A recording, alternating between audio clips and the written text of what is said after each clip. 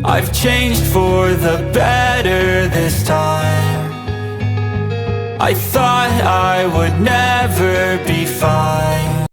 Hello po mga kabayan, mga kalingap, kumusta po kayo? Magandang buhay, Merry Christmas po. December 25 na ngayon, nagbabalik Analisa Reality Vlog. Habang nag-i-scan po ako sa aking FB, ito may nakita ako sa kababayan natin na umiiyak. Siguro walang nagmensahe sa kanya, walang anuman, kasi syempre sa Pilipinas busy sa celebration ng Pasko. So, panoorin ho muna natin kung ano bang sinabi ng ating kababayan. Isa rin ho siyang OFW katulad ko. Ito po. Guys, good evening. Merry Christmas dyan sa Pinas. Kung kayo dyan, maganda ulam nyo. Ako. Tapos, gusto mong tumawag, ni isa walang sumagot. Pero okay lang.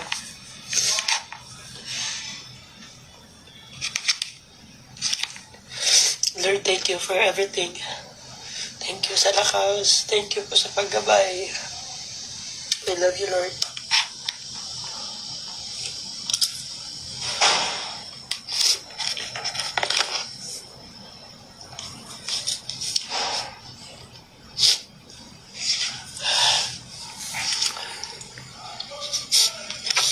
Lord, sana bukas maging okay na ako. Thank you so much for everything, Lord. I love you. Merry Christmas sa'yo, Lord. Merry Christmas dyan sa Pinas. So yun po na mga kabayan, bigay ko lang yung aking opinion dito. Nakuha ko po yun, shoutout kay Albs Vlogs. Isa rin ho siyang OFW. Hindi ho siya yung nandyan sa vlog. So, ikinontent lang niya. So nakita ko kasi nakasupport ako kay Alvin. Naawa ko sa isang kababayan natin. Hindi ko alam kung pang ilang abroad niya na yan. Hindi pa siya nasanay. Ganun talaga sa Pilipinas, ganyan Pasko. Ang saya-saya nila doon. Tapos yung mga OFW na nandito, malayo sa pamilya. Real talk talaga yun yung ulam. Mabuti nga siya may sardinas may ganong klaseng ulam. Ako wala yung ulam namin dito, yung ano lang. Alam niyo na yun, yung mga kababayan natin na mga nandito sa Saudi, kung ano yung kadalasang inuulam. Nakakaano na rin. Alam niyo yung manok, itlog, manok.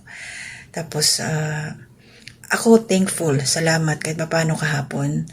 Yung mga kapatid ko, nangumusta sa akin, binati nila ako. Pati yung mga anak ko din naman. Siyempre mga bata pa kasi yung anak ko ako naintindihan ko sila. So ito si kababayan, medyo nag-emote siya. Masasanay ka rin kabayan, ganun na pag ganyang mga happy-happy, bihira lang talaga yung makakaalala sa'yo kasi syempre lalo na sa Pilipinas ba, enjoy na yan sila doon. Habang nag-enjoy sila, party-party, tapos tayo nandito, nagkukudkod, kung ano-ano mga ginagawa natin sa trabaho, tuloy-tuloy ang overtime.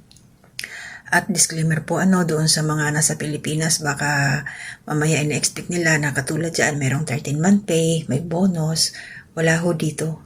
Depende na lang ho yun sa amo kung anong bibigyan ka. Pero dito wala. Hindi lahat ng amo sineselebrate yun kasi alam naman ho natin na iba yung kanilang paniniwala dito. Although, nire-respeto naman nila kung ano yung natin. Yun yung paniniwala natin. So, para sa ating kababayan, kung sino man yun na isinare ni Alvin, pakatatag ka na at least naging thankful pa rin siya doon sa kanyang kinakain. Ang lang siguro sa kanya, ang naghinanakit o yung lungkot niya na siya mismo ang nag-initiate na tumawag sa kanyang pamilya pero walang sumasagot. Kaya ako kahit paano, thankful kasi yung mga kapatid ko nakaalala rin sa akin. Yan.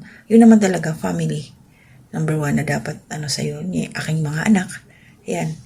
So, yung mga iba dyan, mga kapamilya ko, na kadugo ko na hindi nakaalala sa akin, syempre, baka mamaya nahihiya sila kasi alam naman natin na pag nag-message kasi may kasunod, nababas ko. Pero natutuwa ako, ina-appreciate ko. Shoutout dun sa aking, anong tawag doon? Inaanak ng nanay ko. Sa amin tawag kasi ugto. Si Edwin Balano, shoutout. Ugto, dahil nag-message siya sa akin, biniro nga ako. Ugto, pamasko. Sabi ko, ilista mo muna. Biruan lang namin yun. Para kami magkapatid. Inaanak siya ng nanay ko nga. So, ayun, happy lang. Ako nasanay na rin talaga na ilang taon nang walang Pasko. Biruin nyo, yung panganay ko, nakagraduate na ng college. Hanggang ngayon, nandito pa rin ako. Nagtatrabaho na yung anak ko. Yung panganay, kahit papano, nakaminus-minus ako sa pagbibigay ng allowance sa kanya kasi hindi ko na siya kailangan suportahan. Tumutulong siya kahit papano. Yung kaya lang niya, alam niyo naman sa Pilipinas na maliit lang din ang sahod. So yun lang sa akin, sa ating kababayan na yun, kung sino man siya, pakatatag ka kabayan, at kung ilang taong ka naman na nasa labas, nasa abroad, sa susunod sana hindi ka naiiyak. Kayaan mo yung mga hindi nakakaalala sa'yo sa ganitong mga okasyon. Pabayaan mo, ang importante, may trabaho ka, malakas ka, malusog ka, at na lang, isipin mo na isa kang nakakatulong ka sa kanila. Di bali nang hindi ka nila matulungan, hindi tayo matulungan, okay lang. Ang importante, nakakasuporta tayo sa kanila. Importante, hindi tayo pabigat sa kanila, kundi tayo ang nagpapagaan ng buhay nila. Maging matatag tayo. Siyempre, mahirap na ako, alam nyo, tumigas na ako yung paiimot-imot. Ayoko na. Piliin ko na lang na maging masaya. Basta ako, nakikita ko yung mga anak ko, okay sila, may mga problema dumarating, pero na-resolve naman.